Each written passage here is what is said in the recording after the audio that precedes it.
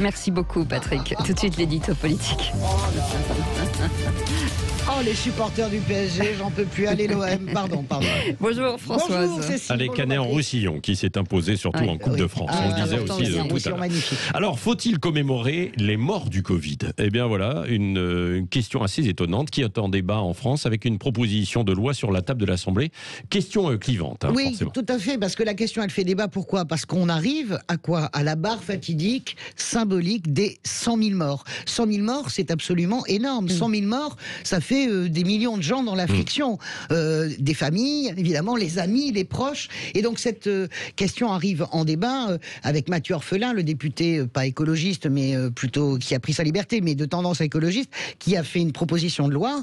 Il faut imposer une journée nationale de commémoration. Najat Vallaud-Belkacem, qui est candidate dans la région Rhône, l'ancienne ministre de l'Éducation nationale, fait une tribune dans Le Monde cet après-midi. Donc, c'est dire si cette question, elle agite les esprits, parce qu'elle n'est pas, comment dirais-je, elle n'est pas banale. L'Italie a déjà décidé d'instaurer une journée nationale. Ce sera le 18 mars chaque année. Ils ont fait la première le 18 mars dernier, et ils ont décidé que chaque année, on commémorerait les 110 000 morts.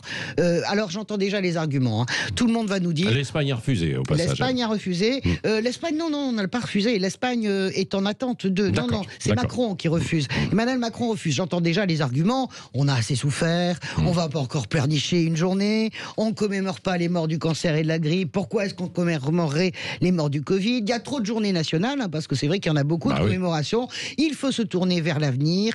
Il ne faut pas de discours victimaire. Et puis ce qu'on sait, je vous le disais, c'est qu'Emmanuel Macron, en personne, goûte assez peu ce genre de commémoration. Et vous dites quoi alors? Vous dites plutôt oui? Oui, moi je dis il faut une journée de commémoration ou au minimum un mémorial. D'abord parce que le Covid, ça n'est pas la grippe ou le cancer. C'est une épidémie, un virus inconnu qui nous a sidérés de façon mondiale et brutale. Et donc, on a des psychés, que vous le vouliez ou pas, qui sont abîmés, qui sont secoués par cette pandémie. Et puis, anthropologiquement, les êtres humains, ce qui les qualifie et qui les différencie des autres espèces, eh bien, ils honorent leurs morts. Et cette journée, elle serait d'autant plus importante que, justement, pendant la première vague, nous n'avons pas pu honorer nos morts. Je vous rappelle ces images terrifiantes des cercueils qui sont tassés dans les hangars à Orly, dans les supermarchés en Espagne, également dans des hangars en Italie, avec interdiction d'assister aux obsèques. Nous n'avons pas pu faire ce deuil. Donc ce deuil-là, il faudrait pouvoir le faire. 100 000 morts, ça n'est absolument pas rien. L'Espagne, la première vague, l'Espagne a décrété un deuil de 10 jours